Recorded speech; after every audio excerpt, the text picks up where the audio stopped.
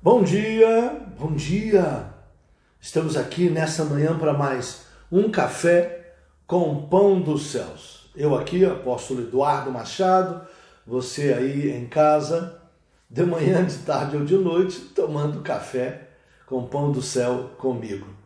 O café, na verdade, e o pão do céu, esses são a palavra do Senhor. Café porque eu sempre gravo pela manhã, para poder transmitir a vocês, né? E o pão do céu é a palavra de Jesus que desce do céu fresquinha para poder trazer uma palavra de ânimo, uma palavra de fé, uma palavra de vitória para você. Amém? Fica comigo aí, daqui a pouquinho eu volto para a gente comentar mais uma passagem do Salmo 34. Eu, na terça-feira passada, falei sobre os primeiros versículos do Salmo 34. Hoje vou falar sobre os últimos versículos. Olha, dá o seu like, o seu dislike, ou o seu gostei ou não gostei. Aperte o sininho para poder você receber as minhas mensagens quando entrar no ar, compreendeu? Né? Para você ser avisado de que eu estou com uma gravação nova. E também se inscreve no canal, por favor, compartilhe esse trem aí para que outras pessoas possam se inscrever no canal e a gente possa ultrapassar uma certa quantidade aí de views, né? E isso seja importante para nós, para monetizar aqui o canal. Dá uma ajudinha pra gente aí. Deus te abençoe, já eu volto, hein? Bom dia!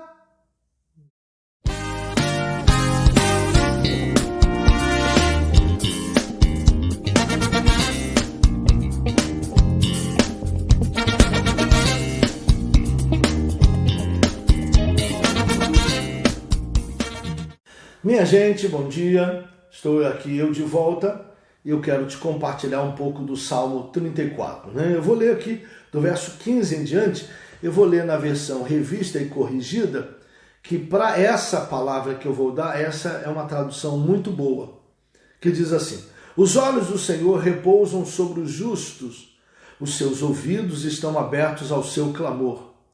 O rosto do Senhor está contra os que praticam mal, para lhes extirpar da terra a memória. Clamam os justos, e o Senhor os escuta e os livra de todas as suas tribulações. Perto está o Senhor dos que têm o coração quebrantado e salva os de espírito oprimido. Muitas são as aflições do justo, mas o Senhor de todas o livra. Repetindo o verso 19, muitas são as aflições do justo, mas o Senhor o livra de todas. É uma outra versão. Esse texto é muito interessante e eu quero primeiro destacar o verso número 18, que diz: o rosto do Senhor está contra os que praticam mal, para lhes extirpar da terra a memória. Indivíduos que desagradam a Deus e que frontalmente ferem a palavra de Deus, eles são tratados por Deus no sentido de que o nome deles fica esquecido.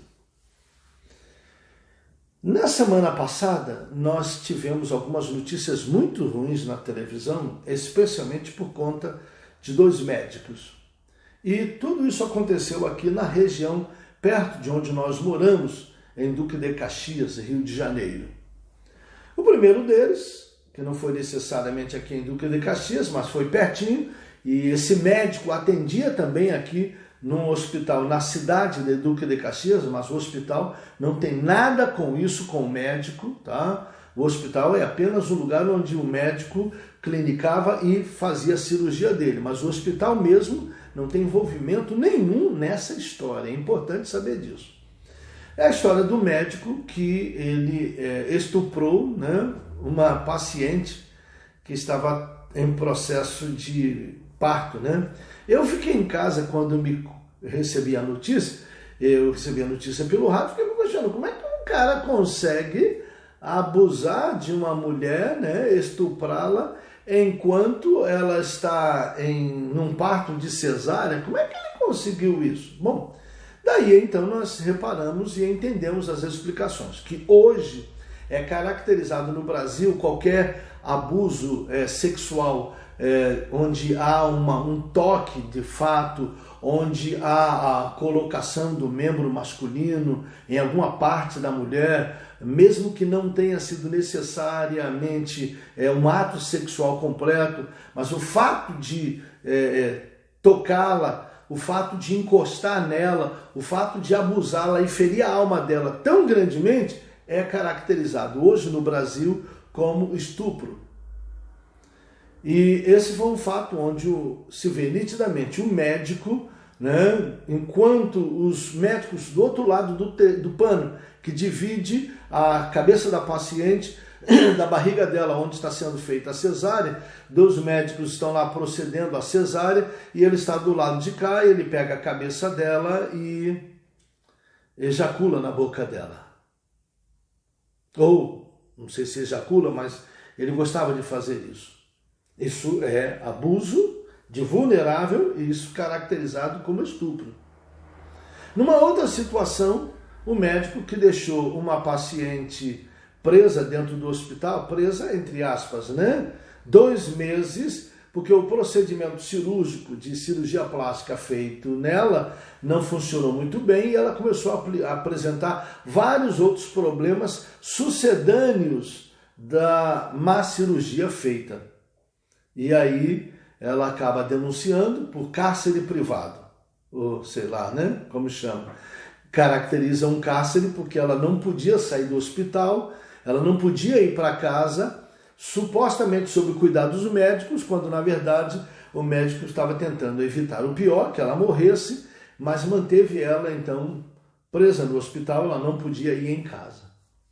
E aí se descobriu uma série de mulheres. Uma televisão aqui no Brasil fez uma reportagem e apresentou uma boa quantidade de mulheres que tiveram problemas na cirurgia do seio, cirurgia na barriga, cirurgia no rosto, coisas assim de Frankenstein. É o que chamaríamos esse médico. Mas esse não é um fato novo. Outros médicos já cometeram tais erros. Outros médicos já deformaram algumas mulheres nas plásticas que fizeram, sem falar de mulheres que morreram por infarto na mesa de cirurgia ou falência múltipla de órgãos, alguma coisa acontecer que gerava uma infecção generalizada e uma mulher vinha a óbito durante a cirurgia de uma plástica. Nisso tudo, nós estamos agora numa situação tão estranha em que as pessoas que filmaram aquele médico que estuprava aquela paciente em parto de cesárea, filmaram e está correndo isso do sujeito ser absolvido por causa do tipo de filmagem que foi feito. E o outro médico, que por conseguinte causou danos ao corpo das mulheres, continua solto e nada acontece, porque infelizmente no Brasil nós estamos vivendo uma situação muito ruim de injustiça judiciária. Sem falar que no Brasil, aqui as pessoas chegam a, se tiver dinheiro, vai até a 4ª instância, que deveria ser só 3, mas vai até a 4ª instância, e quando bate no Supremo Tribunal Federal, aí que a coisa fica mais fácil ainda, mais demorada, e até que finalmente o sujeito não é julgado, a pena dele, a condição para ele ser julgado prescreve e, portanto, ele acaba não indo para a cadeia. Muita injustiça. Mas eu quero deixar aqui um aviso exatamente nesse sentido. Que o rosto do Senhor está contra os que praticam o mal. Eu quero avisar a toda essa gente, juízes, que têm sido instrumento de injustiça para o pobre, para o necessitado, que tem mantido presos gente inocente e liberta gente culpada, sabidamente culpada, mas fazem manobras porque de alguma maneira algo acontece por debaixo dos panos que nós não podemos provar aqui e nem afirmar que juízes recebem dinheiro por debaixo do pano, mas algo acontece que eles facilitam a liberdade dos poderosos e fazem sofrer o pobre na cadeia. É um problema muito sério, um problema recorrente, e nós estamos precisando exatamente profetizar e declarar para esses indivíduos que cometem essas injustiças. Os olhos do Senhor, ou o rosto do Senhor, está contra os que praticam o mal. O que isso quer dizer? Não ficarão impunes. Vocês médicos, que têm sido instrumentos do mal, simplesmente voltados para ganhar dinheiro, e têm prejudicado mulheres na mesa de cirurgia, abusado de mulheres e outras coisas terríveis que têm sido feitas, eu quero dizer para vocês, juízes, a causa desses injustiçados está sendo vista pelo Senhor. E Deus, no momento certo, virá e julgará cada um de vocês que agem com injustiça. Deus tratará com cada um de vocês, médicos, que não cuidam do paciente e desobedecem e ferem o juramento de Hipócrates que vocês fizeram. Porém, os olhos do Senhor repousam sobre os justos. Clamam os justos e o Senhor os escuta. Então eu quero desafiar você aí a clamar a Deus. Aqui na comunidade nós estamos há semanas num programa de jejum e oração, num relógio de oração, e pedindo a intervenção de Deus por essas injustiças que têm acontecido no nosso país e muito especialmente aqui em nossa cidade. Deus está ouvindo a oração dessa gente, mas é muita gente orando. Há muita gente que vem há anos, que vem orando, pedindo a Deus para intervir também em outras situações. Pedindo a Deus para agir de modo poderoso sobre determinadas coisas que andam acontecendo nesse país. E nós precisamos exatamente que a justiça de Deus se manifeste. Que Deus intervenha nessas circunstâncias, porque a injustiça tem sido grande. E no verso 19 diz: muitas são as aflições do justo, mas o Senhor de todas o livra. Eu quero dizer para você que tem orado e buscado a Deus, Deus não está indiferente ao seu sofrimento e às injustiças que você tem passado. Você que está com uma causa na justiça, eu quero orar com você, logo no finalzinho daqui da minha palavra, e eu quero orar com você para exatamente um milagre de Deus começar a liberar causas judiciais e o seu recurso financeiro que está preso ser liberado. Mas eu quero dizer para você, é preciso que você aprenda a buscar a Deus. Acorda bem cedo. Faz uma relação de nomes de pessoas que precisam da proteção de Deus e não coloque seu nome ali. Não coloque. Deixa que Deus defende a sua causa. Mas você então vai ser a boca na terra por pessoas que não estão levantando a voz em oração, ou se estão, não tem alguém para concordar com eles em oração. Então você vai fazendo uma relação de nome de pessoas da sua igreja, da sua família, da sua vizinhança, que estão precisando da intervenção de Deus em cima de uma causa, de um problema, de uma situação familiar, e você vai colocar aquela causa diante de Deus. Todos os dias você vai orar por aquele problema daquelas pessoas. E você verá o milagre de Deus vindo ao teu alcance, e Deus abrirá as janelas dos céus e a tua bênção vai acontecer. Ou seja, a injustiça que praticaram contra você será desfeita, porque Deus intervirá de maneira poderosa para te abençoar. Assim, não esqueça o que eu disse essa manhã. Então, os olhos do Senhor repousam sobre os justos. Deus está olhando a tua oração. Se você se mantém justo, Deus está olhando para você. Quem é o justo?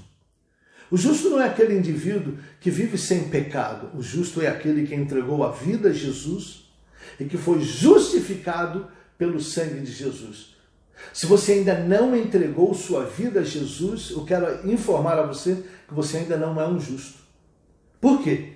Porque não somos justos por nós mesmos Ninguém conseguirá se justificar por si mesmo, mas o sangue de Jesus, que nos purifica de todo pecado e nos justifica diante de Deus.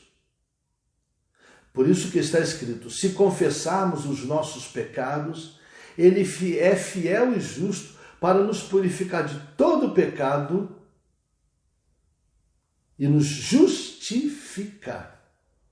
Isso é importante, porque essa justiça de Deus virá sobre você, porque o sangue de Jesus vai limpar você de todo pecado a partir da confissão que você vai fazer a Deus.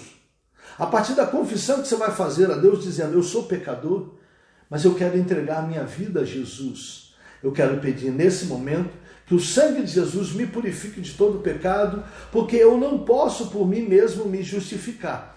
Não consigo, mas o sangue de Jesus me purifica de todo pecado. O sangue de Jesus me justifica. Então eu recebo Jesus como meu Senhor e meu Salvador. E deixa que Jesus intervirá na sua vida. Ele com o seu sangue te purificará e você será tornado um justo. Daí em diante, a tua oração passará a ser não somente ouvida, mas respondida. Perto está o Senhor dos que têm coração quebrantado e salva os de espírito oprimido. Se você está assim, há uma promessa de Deus para você. Ele está perto de você. E quero terminar deixando apenas o versículo dizendo para você, muitas são as aflições do justo, mas o Senhor o livra de todas.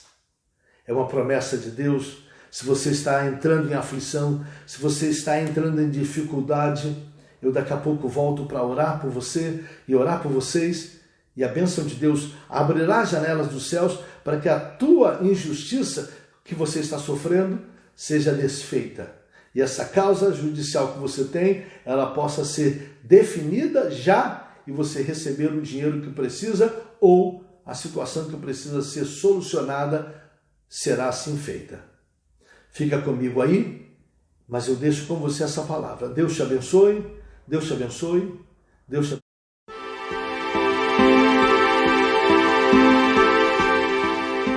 Eu quero orar com você, eu quero orar com você nesse momento e pedir a bênção de Deus sobre essa causa na justiça. Pai, agora na autoridade do nome de Jesus, teu filho, tua filha tem uma causa na justiça e que precisa de solução. Já está há anos lá na mão do juiz. Pai, profetizamos, eu e esse irmão em casa, eu e essa irmã em casa, profetizamos que essa causa está sendo julgada pelo Senhor, o martelo está sendo batido e está sendo liberado o despacho para que o Filho de Deus, a Filha de Deus, sejam informados de que a causa foi solucionada. Intervenha, Senhor, eu te peço nesse momento, ouve a oração do teu justo que fala contigo, que é justificado pelo sangue de Jesus. Assim eu oro, abençoando essa pessoa que tem essa causa na justiça. Deus te dê vitória. Deus te dê vitória. O Senhor abra as janelas dos céus e responda a tua oração, porque os olhos dele estão sobre os justos e a mão dele não está encolhida para que não possa te abençoar. Assim eu te abençoo no nome precioso de Jesus. Amém, amém. Tenha um bom dia.